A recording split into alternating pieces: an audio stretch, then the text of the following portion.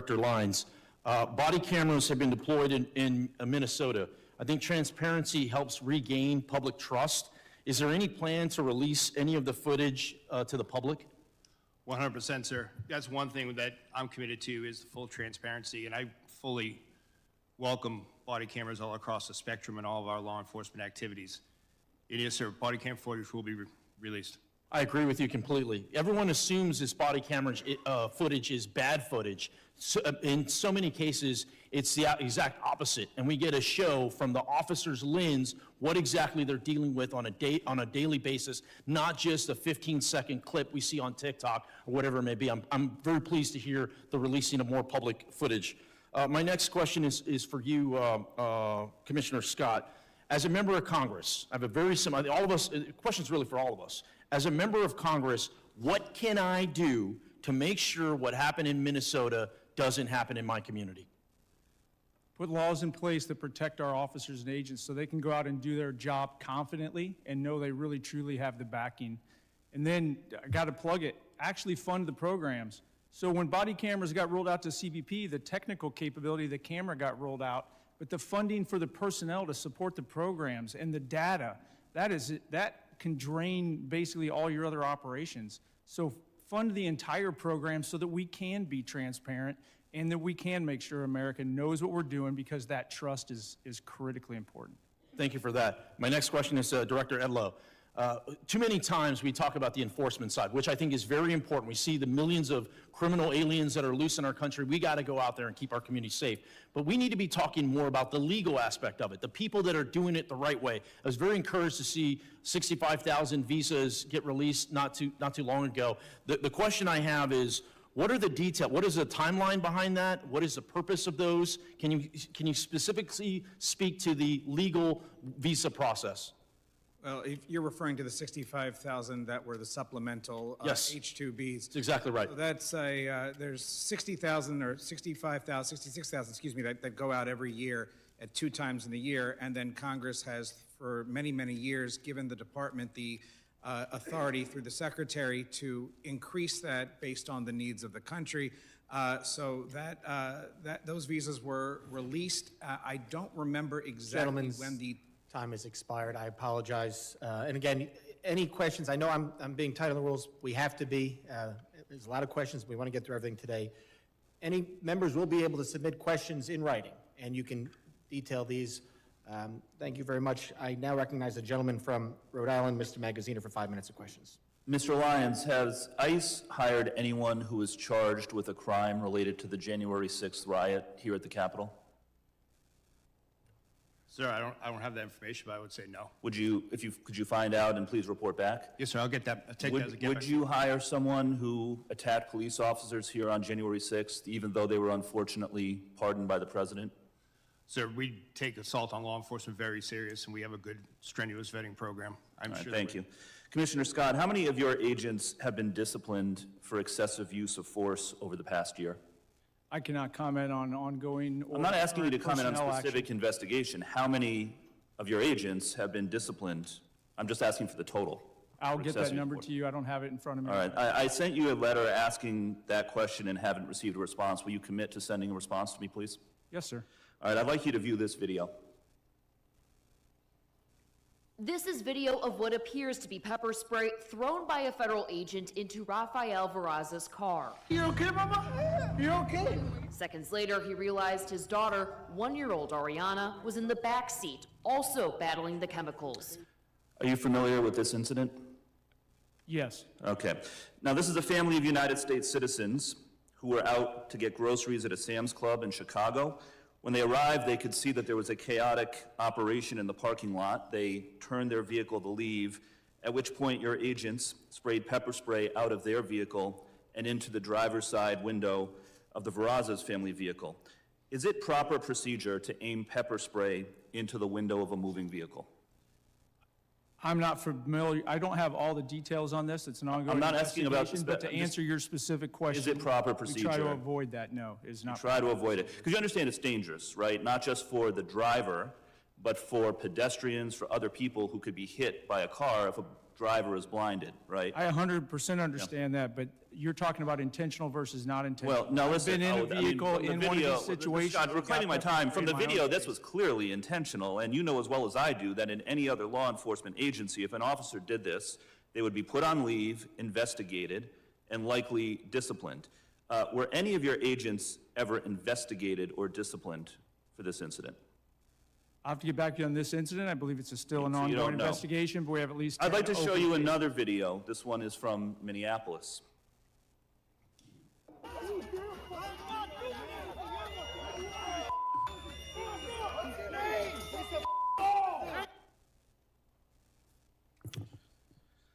So as you can see, the agent sprayed pepper spray at close range directly into the face of an individual who had already been pinned to the ground by 3 other agents. And there's a picture of this behind me to give you a better view. Is this proper procedure for the use of pepper spray? I cannot comment on that because you're only showing one piece, and that subject Has is this clearly agent not been compliant. investigated? But this is not the intended use of this weapon, correct? The intended use is to try to avoid escalating. It's to de-escalate All the right. situation. and Well, get he was the already pinned to the individual ground by comply. 3 other agents. I think he had been de-escalated. Is there any investigation into this agent for doing this? I'll get back to you. There are several open investigations. All right, listen, there has been no accountability in your agency under the Trump administration. None. Your agency has repeatedly been caught on tape using unnecessary violence against civilians, and you can't even tell me if any of these agents have been investigated or disciplined. You are supposed to be making people safer, and instead your agents are being unnecessarily violent. And that is why the Trump administration has lost the trust of the American people on immigration. Understand, it's not just the actions of the agents in the field, it is the lack of accountability from the top that has caused public trust to erode. And there need to be major reforms before we vote to give any of you any more funding. Your agencies need to act like other law enforcement agencies. Take off the masks, wear badge numbers, enforce discipline with real standards of conduct. But accountability starts at the top. Kristi Noem is completely unfit and should be removed from office. And all of the operations that we just watched were overseen by Commander Gregory Bavino, who himself engaged in excessive use of force. He even admitted that he lied to a federal judge when he claimed he had been hit by a rock prior to throwing a tear gas canister at a crowd of civilians. But then after the footage came out, and that turned out to be not true, he admitted that he had lied about it. Mr. Scott, what disciplinary action do you plan to take against Mr. Bavino? I cannot comment on personnel actions on any. Is there an investigation underway or being considered into Mr. Bavino? Every allegation and every use of force is fully investigated. Well, within please DHS. investigate him. Goes through a review You need board. to and then- start enforcing discipline. Gentleman's for time agents. has expired. I now recognize the gentleman from Alabama, Mr. Strong, for 5 minutes of questions. Thank you, Chairman Garbarino, Ranking Member Thompson, and thank you to all our witnesses for being here today. Let me start with the simple facts. The border is now closed. Fentanyl poisonings are down by more than 35%. I thank each of you for your service to our country. I remember in April of 23 when then Secretary Mayorkas testified before this very committee that the U.S. border was, and I quote, secure, close quote, and not open. At the same time, under his leadership, illegal alien population surged to over 11 million. They were coming from more than 160 different countries as migrants were released into our country by the millions. That's what the Biden administration, in concert with Secretary Alejandro Mayorkas, did to America. They sold America out. The consequences of their failures were predictable. When the United States failed to enforce its border, the winners are not legal immigrants or American communities. It's the cartels, drug smugglers, human traffickers, and violent criminals. We didn't need new laws to stop this crisis. We needed a president willing to enforce the laws already on the books. President Trump did exactly that. Another promise made, another promise kept. And today, the number of illegal aliens being released into our country is zero. Zero. That's what it took a president to make the hard decisions. And America is better because of it. So my question is straightforward. Commissioner Scott, Was Secretary Mayorkas telling the truth when he testified before this committee that the border was secure? Consistent with my prior testimony, no, he was not. As you stated earlier, the underlying immigration laws haven't fundamentally changed in decades. What has changed is how different administrations choose to enforce these laws, particularly during the previous administration. It was 100% orchestrated to allow illegal aliens to invade our country under the Biden administration. From an operational standpoint, how important is consistency and enforcement for deterrence and border control? It's extremely important, and we keep talking about immigration, but let me remind people, border security really is national security. The cartels use illegal immigration to literally overwhelm law enforcement at the border and bring in all kinds of other threats. It's the second wave that always is the most critical. The Interior Enforcement sent a message around the world that we're not going to just let you go. It took away the marketing ability of the cartels to get people to come to the border and overwhelm law enforcement. This all works together. It's critically important because it is national security. Thank you, Commissioner. The men and women of DHS deserve our respect and the ability to do their job effectively without mixed signals from Washington. I also want to be clear, I support the men and women who work every day to secure our borders and enforce federal immigration laws. But lately, we've seen growing strain on political rhetoric that goes beyond policy disagreement and targets the legitimacy of law enforcement itself. Rhetoric that puts a target on the backs of agents doing their jobs. Acting Director Lyons, we keep hearing calls from left-wing politicians to abolish ICE. Some, including many who should know better, have denounced federal law enforcement as secret police. How would you respond to these reckless attacks? Sir, I can speak from personal experience, having served multiple administrations, that the men and women of ICE are out there every day doing the law as it's written. What are the consequences of not enforcing federal immigration laws? Sir, if you look at what ICE has done, if you look at the amount of, as I said earlier, the amount of known and suspected terrorists that we removed from the country, we arrested 1,477 this year and removed 1,480. Just that impact alone, along with the 7,800 gang members, makes a significant impact on public safety and national security.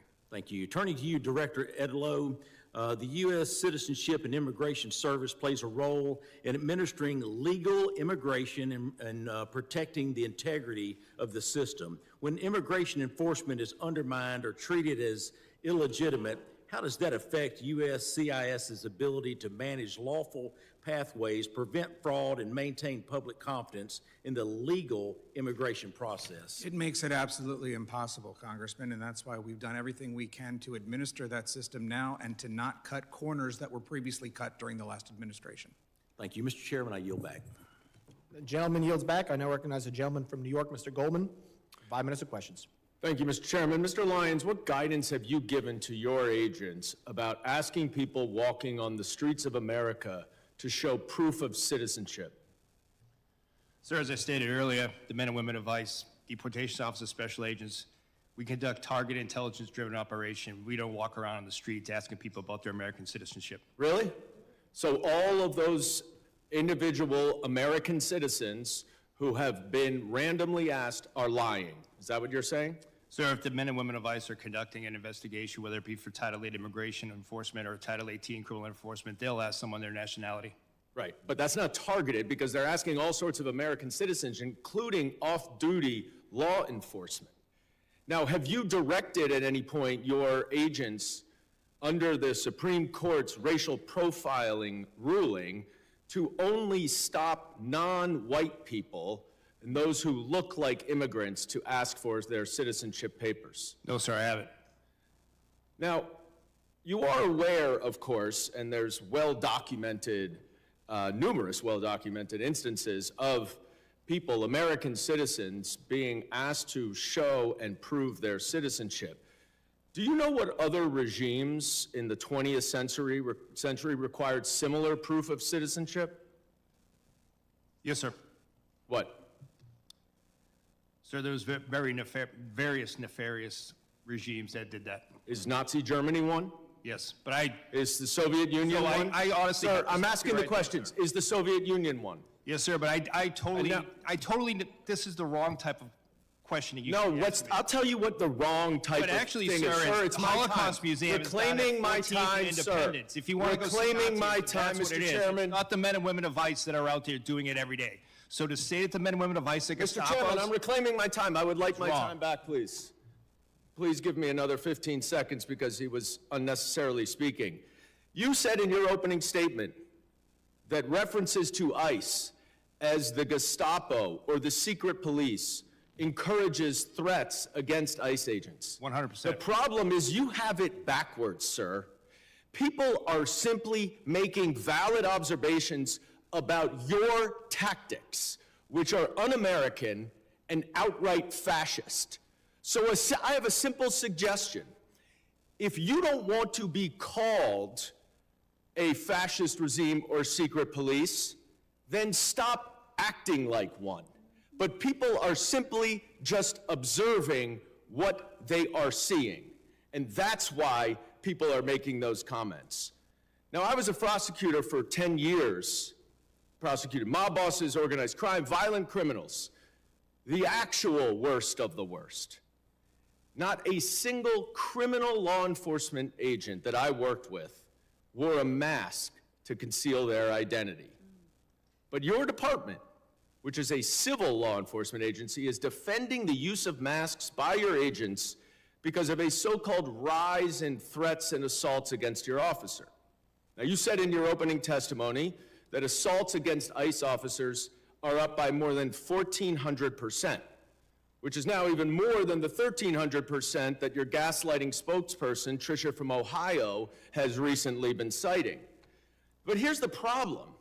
There are two separate, very detailed, very thorough investigative reports based on your own data that both conclude that assaults against ICE officers are up about 25%, which is far less, of course, than you assert, and far less than you would expect from an agency that has more than doubled its hiring and has an even greater increase in arrests.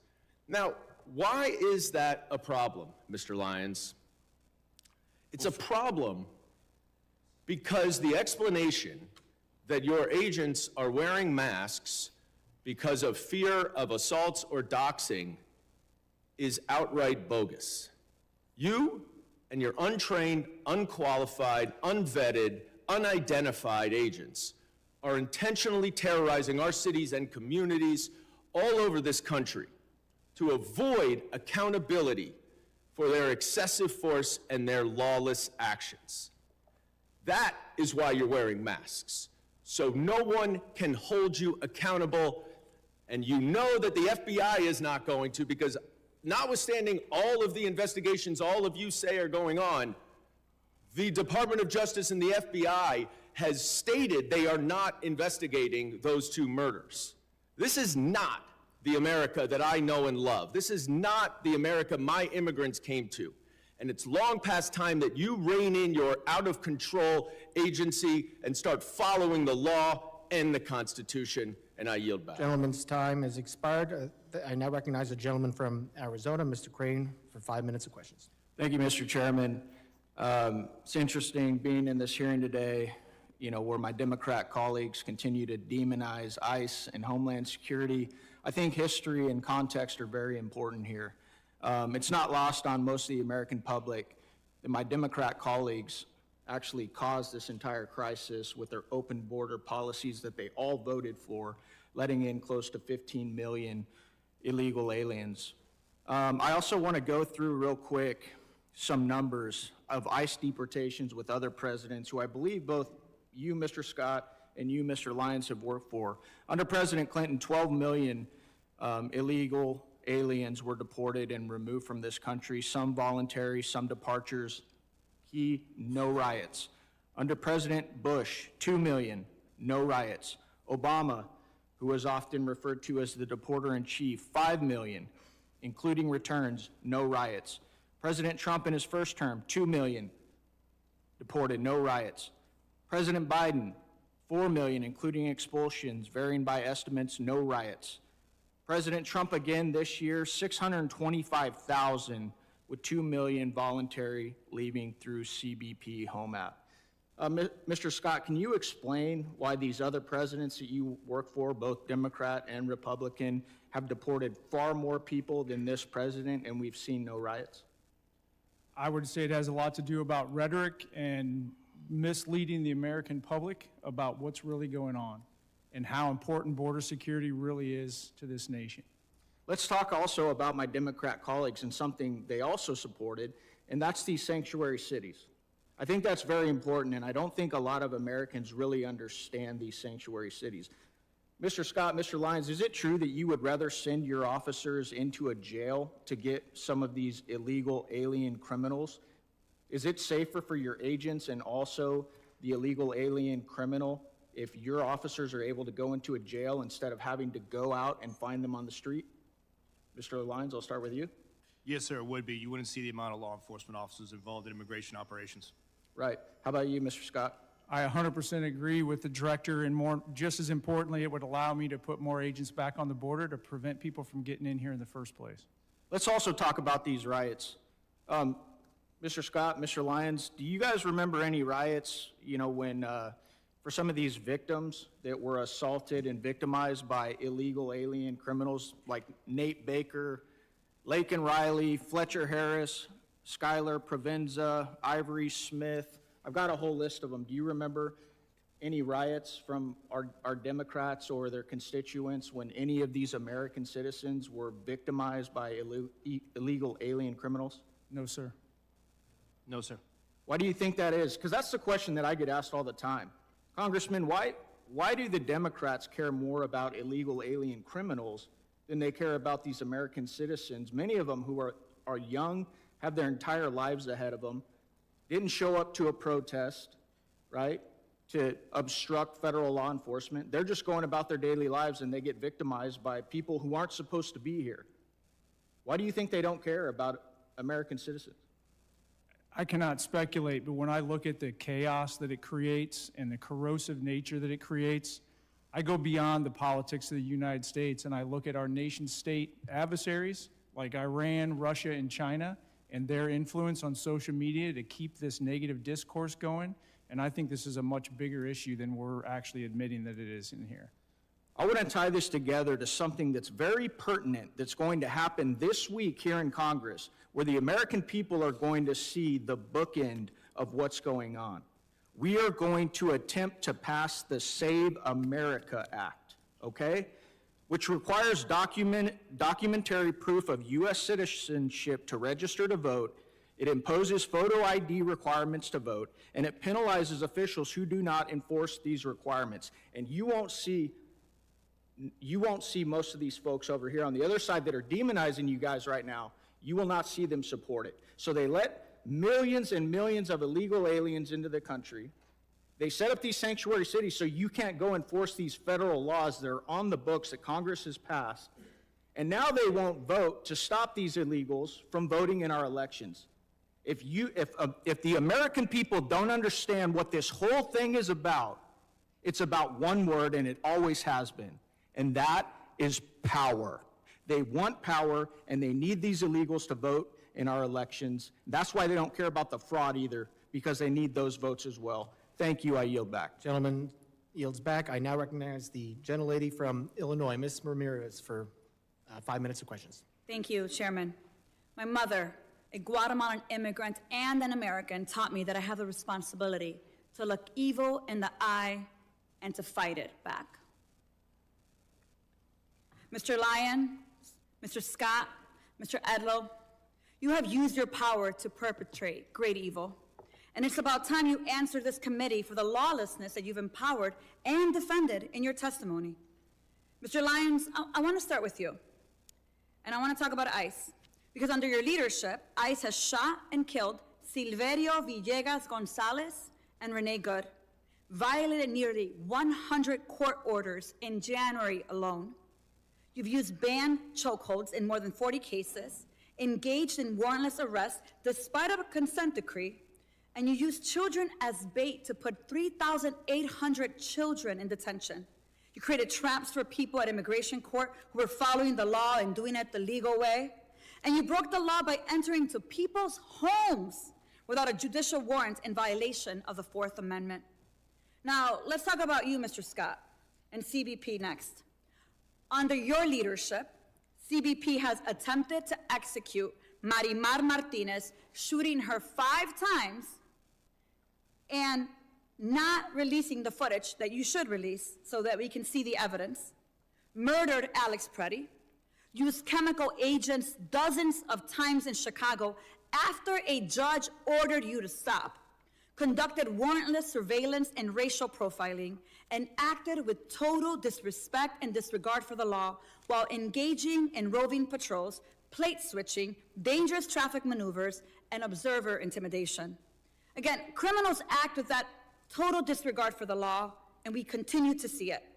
You would both have us talk about respect for your mission and your agents, but your agencies are unaccountable, paramilitary forces, and I have just as much respect for you as I do for the last white men who put on masks to terrorize communities of color.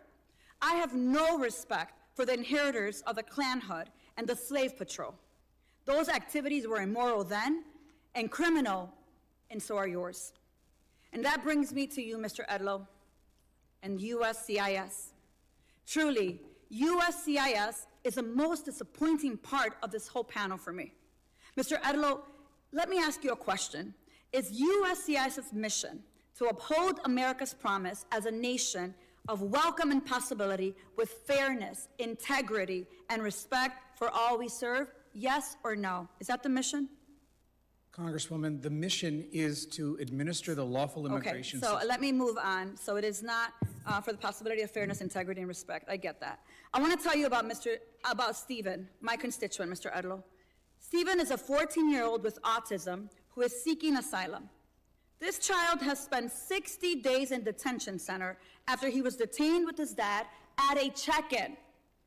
Let me ask you this. What kind of agency would strip asylum protections from children, even those with pending asylum claims, and deport minors without due process? You don't have to answer that. It's your agency, Mr. Edlow. You are doing that to Stephen, my constituent, an 8th grader.